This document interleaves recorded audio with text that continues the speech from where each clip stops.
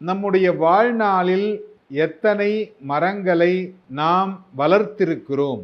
ஏன்னா என்னுடைய சின்ன வயது காலங்களில் என்னுடைய முன்னோர்கள், என்னுடைய தந்தை, எங்கள் தாத்தா இவங்கெல்லாம் என்ன பண்ணுவாங்கன்னா அப்படின்னு சொல்லி ஒரு பழக்கத்தை உற்பத்தி பண்ணி வச்சுருந்தாங்க அந்த காலத்தில். இந்த பாக்கு மரம் அதெல்லாம் கூட நாங்கள் வளர்ப்போம் சின்ன வயசில்.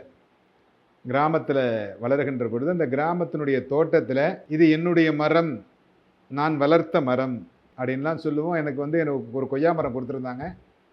அந்த மரத்தை நான் வளர்த்து அதிலிருந்து கனிகளை கூட நான் எடுத்திருக்கிறேன். அதே மாதிரி அந்த தோட்டத்தில் செடிகள், வாழை மரங்கள் இதெல்லாம் நமக்கு ஈவினிங்கில் தண்ணி ஊற்றணும். தண்ணி ஊற்றிட்டு அதுக்கு தேவையான உரங்கள்லாம் எப்படி வைக்கிறது இதெல்லாம் நமக்கு சொல்லிக் கொடுப்பாங்க. இது கிராமங்களில் நடந்த நிகழ்வுகள்.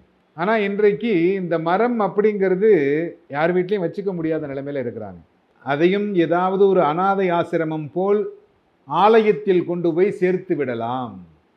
எப்படி பெற்றோரை கொண்டு போய் அனாதை ஆசிரமத்தில் சேர்க்கிறார்களோ அதே போல் மரக்கன்றுகளை கொண்டு போய் ஏதாவது ஒரு ஆலயங்களிலோ மலம் வளர்க்கும் இடங்களிலோ, ஏன்னா இப்போ ரோட்டில் கூட மரத்தை வைக்கிறதுக்கு வாய்ப்பு இல்லை.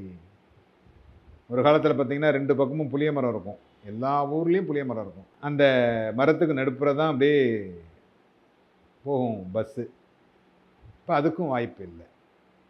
மரம் வளர்ப்பது அப்படிங்கிறது நம்மளுடைய முன்னோர்களுடைய மிக முக்கியமான ஒரு செய்தி. நம்மளுடைய வாழ்வியலை மாற்றிக்கொண்டே இருக்கிறார்கள்.